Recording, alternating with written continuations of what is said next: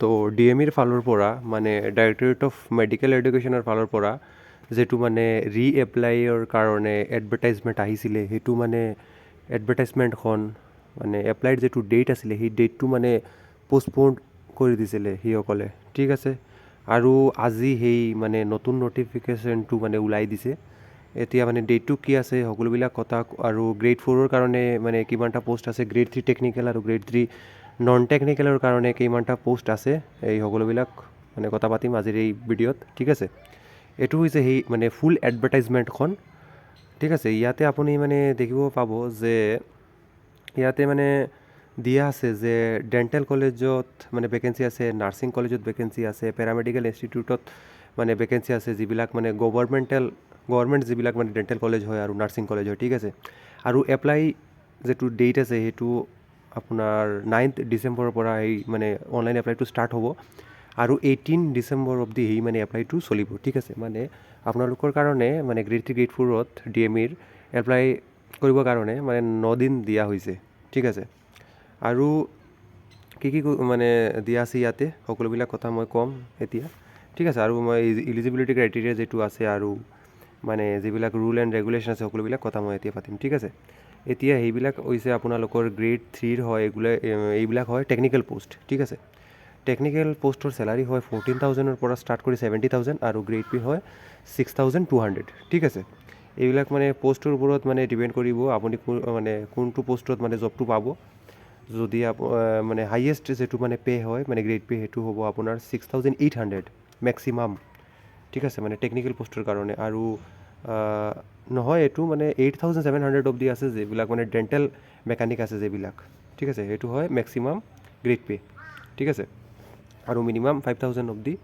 সেইটো মানে যাব ঠিক আছে মানে আপোনাৰ পোষ্টৰ ওপৰত ভেৰি কৰিব যে আপোনাৰ যিটো মানে পোষ্ট হ'ব সেই পোষ্টৰ আপুনি কিমান মানে দৰমহা পাব আপুনি কিমান গ্ৰেড পে' পাব ঠিক আছে এইবিলাক হৈছে সকলোবিলাক পোষ্ট ঠিক আছে আৰু যদি কোনো ডাউট থাকি থাকে কমেণ্ট কৰিব চেনেলটো যদি নতুন ভিজিট কৰি থাকে চেনেলটো ছাবস্ক্ৰাইব কৰিব ঠিক আছে এতিয়া ইয়াতে দিয়া আছে যে কোনটো পোষ্টৰ কাৰণে মানে কেটাগৰী ৱাইজ মানে যিটো ভেকেঞ্চি মানে কোনটো পোষ্টৰ কোনটো কেটাগৰীৰ কাৰণে কিমানটা ভেকেঞ্চি খালী আছে ঠিক আছে পোষ্ট ইয়াতে আপুনি দেখিব পাব ইউআৰৰ কাৰণে কিমানটা ভেকেঞ্চি আছে টোটেল নাম্বাৰ অফ ভেকেঞ্চি কিমান আছে SCৰ কাৰণে কিমান আছে আপোনালোকৰ ST প্লেইনৰ কাৰণে কিমান আছে ST হিলৰ কাৰণে কিমান মানে পোষ্ট খালী আছে আৰু